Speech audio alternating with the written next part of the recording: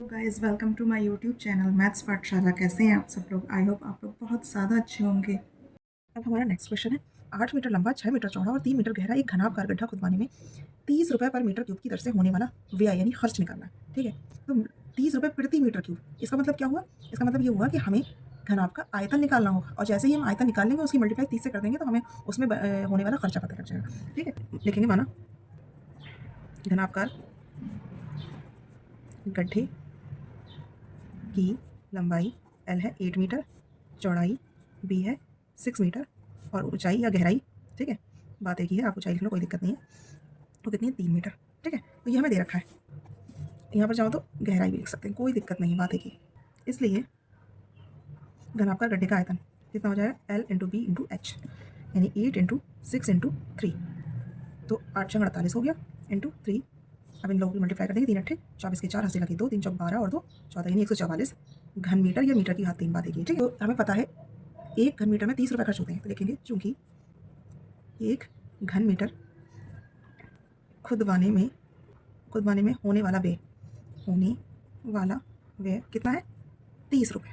तो एक, इसलिए 100 घन मीटर खुदवाने में कितना आएगा होने वाला खर्चा? 30 इंटू 144 रुपये। जीरो तो आएगा ही आएगा, 3 चौक 12 के 2 हासिल 1, 3 चौक 12 और 1 13 के 3 हासिल लगा 1, 3 कम 3 और 1 4, 4320 रुपये का खर्च आएगा 144 घन मीटर खुदवाने में।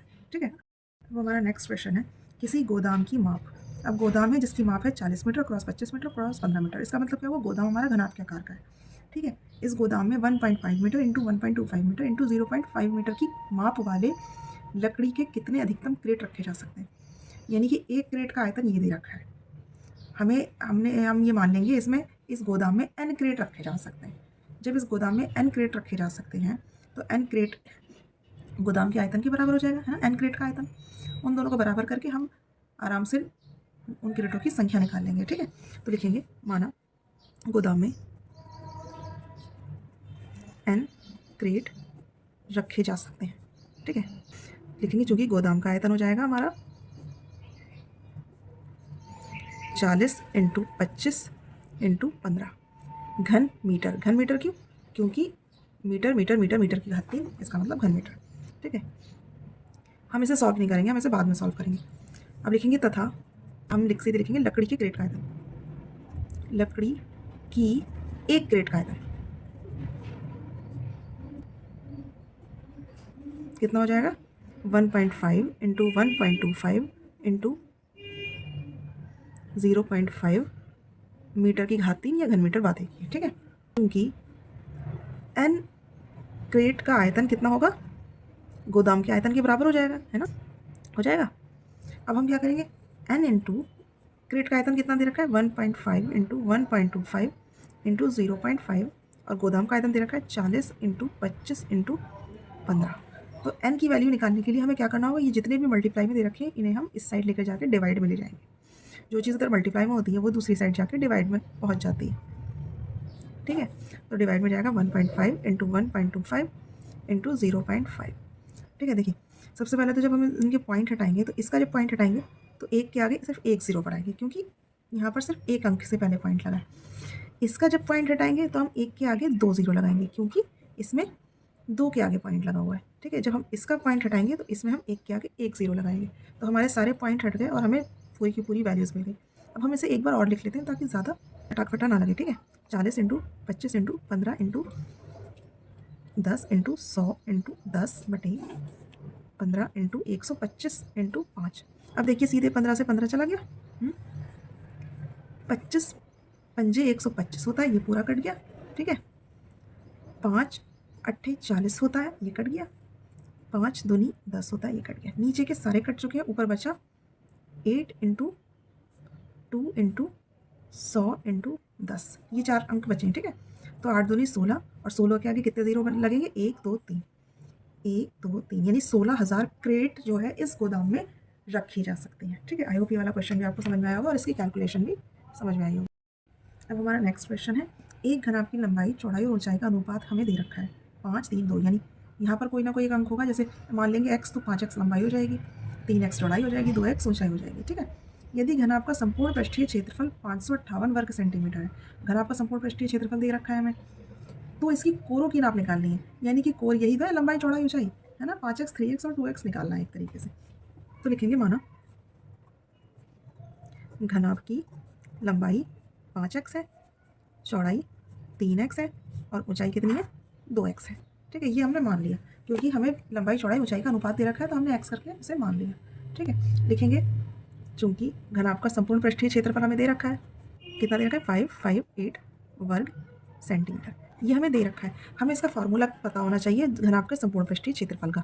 फार्मूला आप याद कर लीजिएगा, 2 होता है ब्रैकेट के बाहर LB + BH + LH, यानी 558 इक्वल तो दे रखा है। ठीक है, हम सॉल्व भी कर लेते हैं। L कितना दे रखा है 5x इंटू B दे रखा है 3x प्लस B 3x दे रखा है और H दे रखा है 2x प्लस L दे रखा है हमारा 5x और H दे रखा है 2x। हमने वैल्यू रख दी है और 558 रख दिया। ठीक है, 2 5 दिया 15x² प्लस 2 दिया 6x² प्लस 5 दूनी 10x²। ठीक है, 558 2 इंटू देखो 15 और 6 बना 21, 21 और 10 31 x² बराबर 558। ठीक है, अब ये 2 और 31 हम इधर ले जाएंगे डिवाइड में, x² हो जाएगा 558/2 इंटू 31। ठीक है, अब काटेंगे, 2 से कट करेंगे तो 2 दूनी 4 15 बना, 2 सत्ते 14 18 बना, 2 में 18, ये कट गया। ठीक है, अब एक चीज़ देखिए 31 को हम 279 से डिवाइड करेंगे तो ये कितनी बार में जाएगा, देखिए 9 बार में जाएगा। जब 9 की मल्टीप्लाई हम 31 से करेंगे तो 279 आएगा, 9 एकम 9 9 दिया 27, तो 31 नीमा होता है 279, यानी x² बराबर आ गया 9 और 9 क्या होता है 3 का स्क्वायर होता है ना, तो x की वैल्यू कितनी आ गई 3 देखेंगे। इसलिए घनाभ की कोरे मीन्स लंबाई कितनी है 5x यानी कि 5 इंटू 3 यानी 15 सेंटीमीटर, चौड़ाई है 3x यानी 3 इंटू 3 यानी 9 सेंटीमीटर और ऊंचाई है 2x यानी 2 इंटू 3 यानी 6 सेंटीमीटर। आई होप आपको ये क्वेश्चन बहुत अच्छे से समझ में आया हो। अब हमारा नेक्स्ट क्वेश्चन है, एक घनाभ 12 सेंटीमीटर लंबा, 9 सेंटीमीटर चौड़ा और 5 सेंटीमीटर ऊंचा है। घनाभ का संपूर्ण पृष्ठीय क्षेत्रफल और आयतन निकालना है। ठीक है, तो हमें LBH दे रखा है, हमें सीधे फार्मूला लगाना है संपूर्ण पृष्ठ का और आयतन का और हम सीधे इसे कैलकुलेट कर लेंगे। तो लिखेंगे माना घनाभ की लंबाई L बराबर 12 सेंटीमीटर, चौड़ाई B बराबर 9 सेंटीमीटर, ऊंचाई H बराबर 5 सेंटीमीटर है। ठीक है, इसलिए घनाभ का संपूर्ण पृष्ठ का फार्मूला क्या होता है, तो क्या लिखेंगे, फार्मूला होता है 2LB BH + LH, यानी कि 2L कितना है 12, B है 9 प्लस B 9 है, H है 5, L 12 और H 5, बस सबकी वैल्यू पुट कर दी और हमें कैलकुलेट करना है। 12 नीमा कितना होता है 108, हमें टेबल भी याद होनी चाहिए, 9 पंजे 45 और 12 पंजे 60, इन सबको जोड़ देंगे। 2 इंटू जब जोड़ेंगे तो क्या आएगा 8 5 13 के 3 हासिल 1, 6 4 10 और 11 का 1 हासिल 1 और 1 2, 213। अब 213 की इससे मल्टीप्लाई करेंगे, 2 3 6 2 एकम 2 2 दूनी 4, 426 वर्ग सेंटीमीटर हमारा आ गया घनाभ का संपूर्ण पृष्ठीय क्षेत्रफल। ठीक है, तथा घनाभ का आयतन क्या हो जाएगा LBH लंबाई इंटू चौड़ाई इंटू ऊंचाई।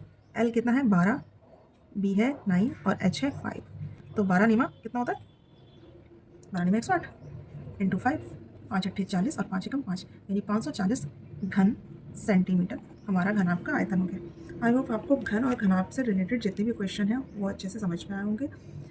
मिलती हूँ मैं आपसे नेक्स्ट वीडियो में, तब तक के लिए keep watching, keep learning and keep smiling, take care, bye bye.